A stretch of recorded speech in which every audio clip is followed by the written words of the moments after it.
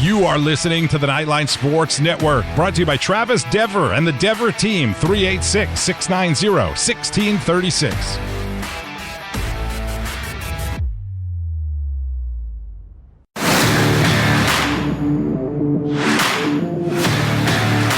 Welcome to Knightline at Night on WDBO 107.3 FM and AM 580. Night Nation's only call-in show goes live now. Hello, Orlando, and hello, Night Nation. This is Ben Stout filling in for Andrew Phegley, and this is Knightline at Night. We are live from the WDBO studios, not the Dever team studios tonight, but we are brought to you by Chad Bar Law, assisting injured veterans get the help they deserve. Give Chad a call at 407-599-9036 or visit protectingvets.com. We are also brought to you by Travis Dever.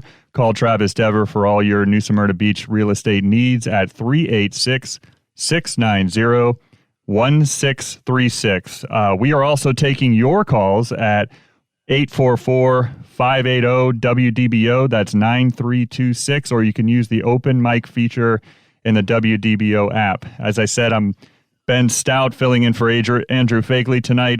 You can reach me on Twitter at BigSocial32. I am also lucky enough to be joined by Roger Phipps from the Santa Rosa Beach studio. He is at Night Bengal on Twitter, and you can reach all of our content on NightlineSports.com from the Knightline Sports Network. I'm hoping I have Roger on the from the Santa Rosa Beach studios. How you doing, Roger? I'm doing great, man. You did great with that. First time out. Congratulations. I appreciate it, man. Thank you. Yeah, that was we kind of mess with Andrew every once in a while. Doing that intro, but I was trying my best to nail it. I understand the pressure that he is under sometimes, so it's all good. It's a lot harder than it seems, for sure. Yeah, and for those listening, Andrew was he was traveling at the Louisville game, and he is on his flight back now. So he has entrusted his show with us tonight. We have Alejandro in the studio. Appreciate him making us sound good tonight, And yeah, so we're going to talk about the game. We are going to talk about the all of UCF sports, but in particular, of course, we're going to talk about UCF football with football season in full swing. We had a very interesting game, to say the least. That's one word for it, right, Roger? It was depressing is another one. Depressing is definitely another one. It was a 42-35 loss for our UCF Knights at Louisville. The other night had some crazy things happen in that game. We had some horrible injuries happen in that game. One in particular that we're going to get into a lot throughout this show, with our leader going down on the very last play of the game on a crazy kind of fluke injury. But we're going to definitely dive into that as we go about this show. But Roger, what were some of the things that kind of stuck out to you, watching that game and watching it all unfold? Obviously, we know what happened at the end there, but just as you were watching the game, what were some things that kind of stuck out to you? Well, it was interesting. Johnny Richardson definitely acquitted himself well in his running back role. He had over 100 yards and averaged over 6 yards per carry, so we've got some depth there with Bowser being out. But the big thing was we knew we needed a complete edge contain, and we just didn't. Unfortunately, Maldonado, who is a defensive tackle by calling, had to fill in with Tremont Morris-Brash being out, and Louisville definitely had a game plan to attack that. So. Later in the game, you saw some adjustments with Big Cat being moved around to kind of disguise which side he was coming from, because they basically ran to the opposite side of wherever Big Cat was. So, in general, the offense acquitted itself well, especially when it was down. They've kind of pushed themselves and done well when they've been in tough spots. They had that big comeback towards the end with that to tie it up. And quite frankly, I mean, listen, guys, I know a lot of people are down, but that's the way the football cookie crumbles. So, for now, It was unfortunate. Amari Johnson had that catch. He tried to catch it with his shoulder pad. It was thrown a little bit behind him, and it just bounced right into the defender's arms. It was just it was tough to watch, but the team played well, guys. I mean, I know everybody's down in the dumps, but it's disappointing. It's tough, especially when we were on the cusp of winning. I think that there's some debate about that last play that we can talk about, but by and large, the team played well. Yeah, I thought so as well. I mean, I think the offense really was clicking for the most part. There was a couple of the one with the exception, I think, of third downs. Right, going 2 for 10 on third downs. They had a pretty good job of getting us off of the field.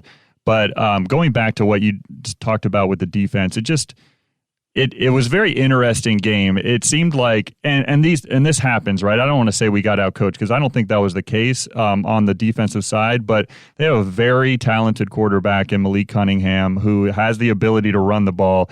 Hadn't shown yet this season going into this game that he had a really spectacular ability to really pass the ball, and he didn't necessarily display that in a outstanding fashion during the game, but he made the right throws when his team needed it the most. And it kind of seemed like we got a little bit out-schemed where, at times we were looking to contain the quarterback running, and unfortunately, he was going for a really good pass play that had a wide open receiver, and he was able to hit them with timing. So it was just it was kind of like a chess match that unfortunately we came out on the losing end when it came to the defensive end. It seemed like Malik Cunningham could just make the right play at the right time when his team really needed it.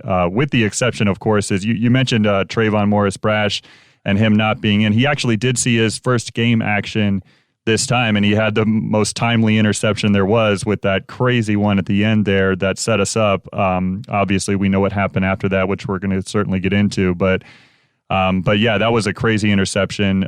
With the exception of that play, I thought Malik Cunningham just really was. He just seemed to keep that poise, and unfortunately, for us, he was able to make the plays at the right time. So it was tough on the defensive end, that's for sure. Well, he continues the tradition of quarterbacks seemingly playing out of their mind whenever they play us. I mean, for the last few series, he was hobbled. He was walking around on the sidelines as well. So, and then he went to the vertical game.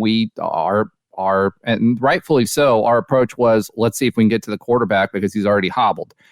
Before that, right, they were just rolling him out, and then he had some options on where he wanted to go. They had a lot of delayed plays, and we just weren't getting to the quarterback, but they were always on one side. I was surprised that we didn't go an overload more often to that edge once Maldonado was kind of exposed, which was interesting. But, again, by and large, guys, they scored 35 points. They're an ACC team, middle-of-the-road ACC team given. But 35 points shouldn't have been insurmountable for us. That last touchdown, again, it was a pick six, and it's weird. I mean, Dylan's done really, really well. His TD to interception ratio career-wise is still phenomenal. But 2 pick sixes in the first 3 games, man. I mean, what kind of bad luck can you, it's almost Bortles-esque at this point. Like, you've got an amazing quarterback back there, but, sometimes stuff like that happens. It's football. I've played plenty of games where I've been in situations like that, and there's just not much you can do about it. Now, the one thing that was interesting that they did defensively, that 3-3-5, which we always have an issue with, so they were disguising their blitzes from 3-3-5. The other thing that they were doing was they were keeping plenty of defensive backs back to keep our long bomb threat in check. And then with Jay Flash going out and only playing a half, that also didn't help that. But basically what they were trying to do is keep everything in front of them and keep Dylan in short and intermediate range passes. His completion percentage was 75%, but he only had 188 yards, which is his lowest in his career.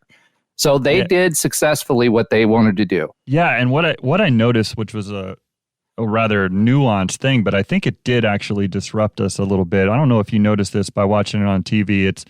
They seem to make a lot of defensive substitutions in order to slow us down. And so what happens is, when you're trying to run a hurry-up offense like UCF does, we want to just go tempo all the time. And especially when we make a first down or make a big play, we want to get up to the line of scrimmage and take advantage of the defensive being on their heels. But what they were doing is they were making substitutions, and that causes the referee to essentially stand in front of Dylan Gabriel, our quarterback, and say, wait until the new defensive guys comes in. And they did that a lot. And that had to be a scheme on their front from their defensive staff that said, we're going to make a lot of substitutions, not only to be able to keep our guys fresh, but to be also to be able to slow this UCF offense down. It was quite interesting if you watch it back and really notice how many times that referee was just standing there in front of Dylan Gabriel and he was just waiting to snap the ball. Well, that's a rhythm thing. Number one, it gets you out of rhythm. They were waiting and doing those more slowly. A lot of the times the clock was down to 16 seconds, which is abnormal for us. But actually, it wouldn't be a scheme on their side because they can't make the substitutions unless the offense does. So what was happening was Gus Malzahn was making more substitutions than we would normally see. Now, I don't know if that was injuries or he was trying to set up his trick plays because he really opened up the playbook. But the defense can't sub unless the offense subs. And the offense was subbing constantly, which was also very different. And it was noticed by a lot of different people because what that did is it burned clock, took time out of because we had to wait until the defense got set before we could start. And then it also gave Dylan less time to read the defenses, which they were disguising the defenses from the 3-3-5. They'd bring the linebacker up and then drop it back, etc. And, it's much harder for Dylan to read, and he has less time. He can't do that false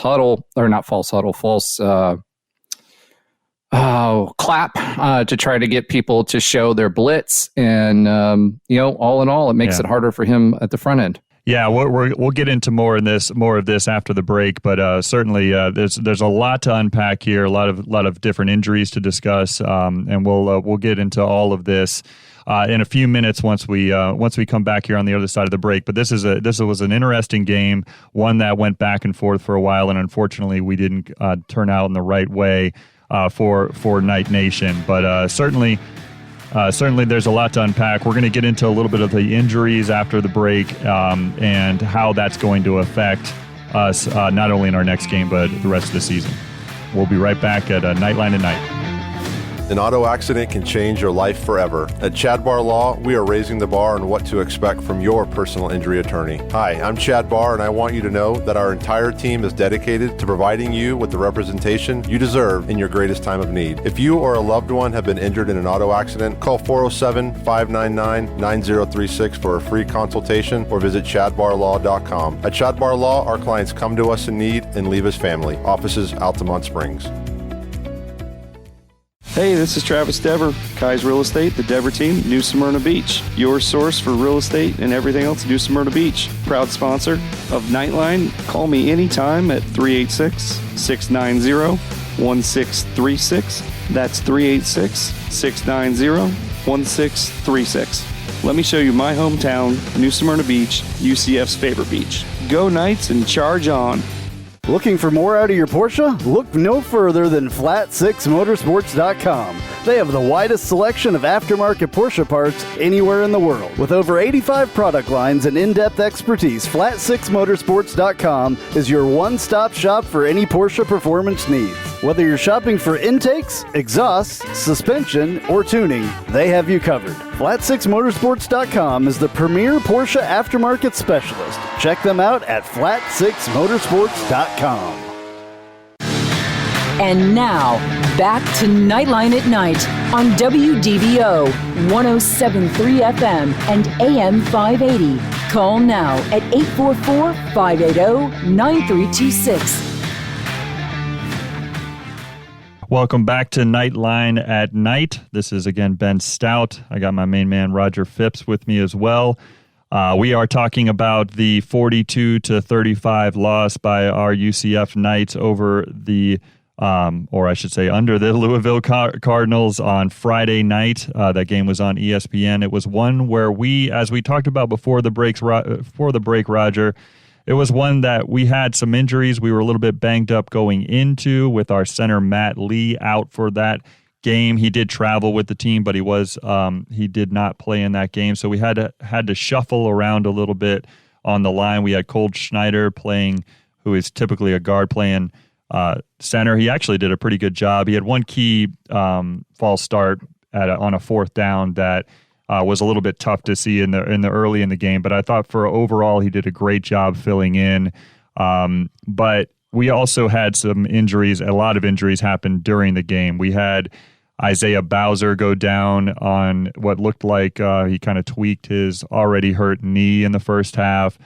We had what were some of the other ones, Roger? I mean, besides obviously the big one at the end, Jay Flash went down as well. When did he go down? Because it was hard to really tell when I remember seeing Bowser because he limped on the play. I mean, he basically just kind of got blown up on the play. He was trying to block for Dylan on a quarterback draw. But what was the play that brought Jay Flash down in that game?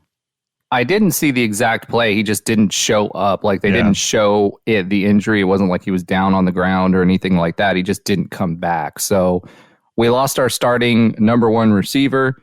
We lost our starting running back.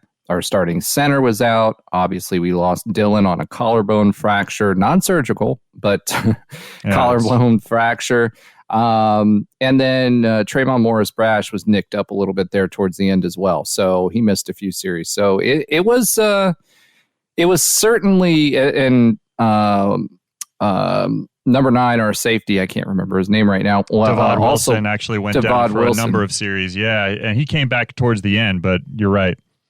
He was down, and then I think we even had Tatum Bethune out for a little while in the game. It was just a injury-plagued game. I mean, it was just one of those weird nights as it unfolded. It was kind of just who else is going to go down, but everybody for the most part really kind of stepped. Corey Thornton is another one that we forgot. My goodness, our starting cornerback, who was a freshman last year, played a lot last year in some of the injuries we had in the secondary last year, and he's done a good job so far this year, and he went down. Man, it was an injury play game, that's for sure. Yeah, and just in spite of all that, it was still really a game we should have won. I agree. If it were not for luck. I'm not going to pull the old Charlie Strong, the better team lost. But I don't have all of AP's sound effects with the giant moo that I would have put on right back. I'll do it for you. Exactly. But anyway, at the end of the day, it was the team still hung in there. They clearly have a lot of fight in them. I mean, the past, with the Boise game and this game, they don't give up. They're moving through. They're coming back. They're continuing to push in spite of all the hurdles that were thrown in front of them.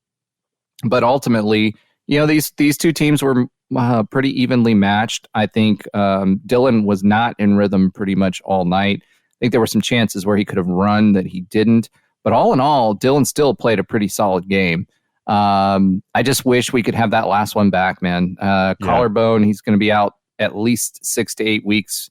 And that's when he can start getting in shape. So more than likely, we're going to have him out for the vast majority of the season, if not the whole season. So that's going to start a new era. Yeah, it definitely is. And we're going to get into that a lot in the second half of the show.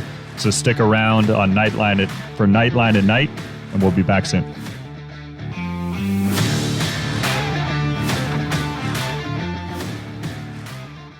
If you haven't figured it out yet, I love Tijuana Flats. I would love them even if they weren't a partner with us on the Knightline Sports Network. They have all kinds of great Tex-Mex food, and it's fresh, by the way. Made to order burritos, tacos, enchiladas, chimichangas, quesadillas, bowls, nachos, and taco salads. And if you haven't tried the queso, you are completely missing out. It is the best queso that I've ever had in my life. Absolutely hands down. And the sauce bar that they have, Everything from wild to mild in there. Absolutely awesome, awesome stuff. Not only do I love the food at Tijuana Flats, but I love the company, a UCF-born company, and they give back to the community with the Justin Queso Foundation. So head to your local Tijuana Flats. Tex-Mex for everyone.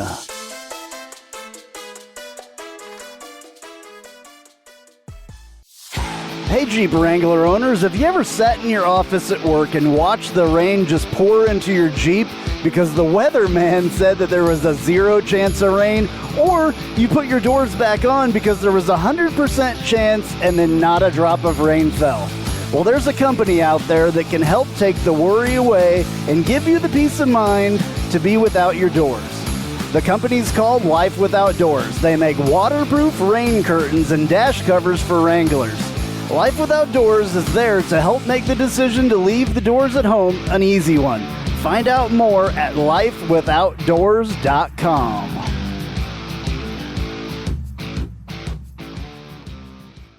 Spice up your company with homemade marketing services from Tasty Gravy Creative. Tasty Gravy serves up a menu of budget-friendly marketing, graphic design, and public relations services customized to your specific goals. Co-owned by a UCF graduate, Tasty Gravy can help refresh your brand, strengthen your online presence, or reinforce your company's message. Contact Tasty Gravy for help with your website, social media, marketing, advertising materials, and more. Visit tastygravy.com.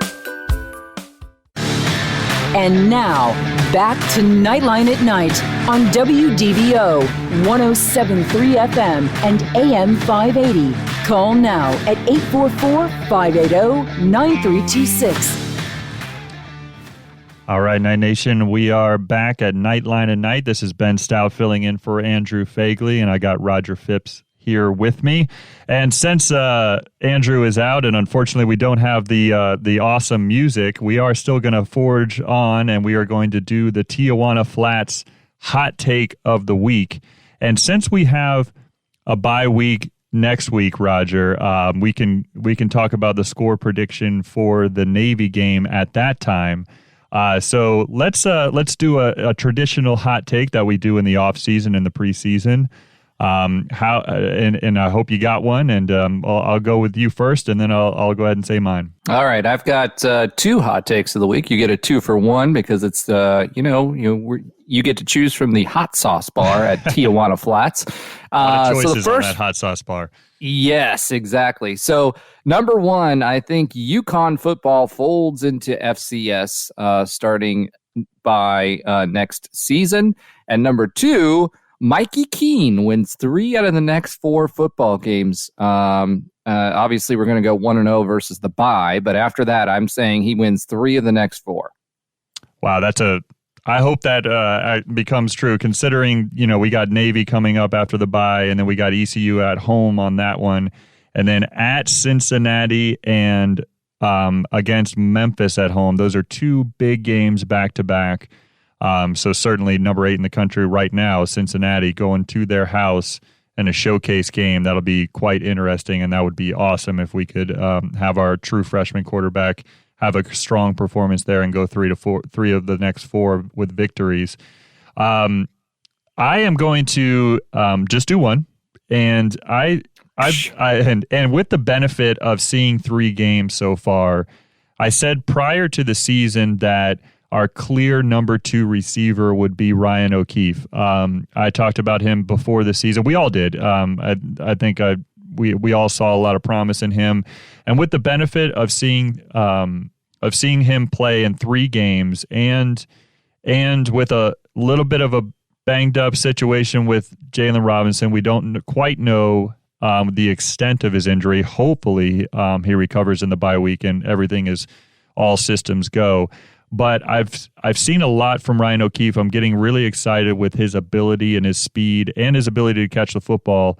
I'm going to go on a limb and say, hot take wise, that he is going to lead our team in receiving yards this year.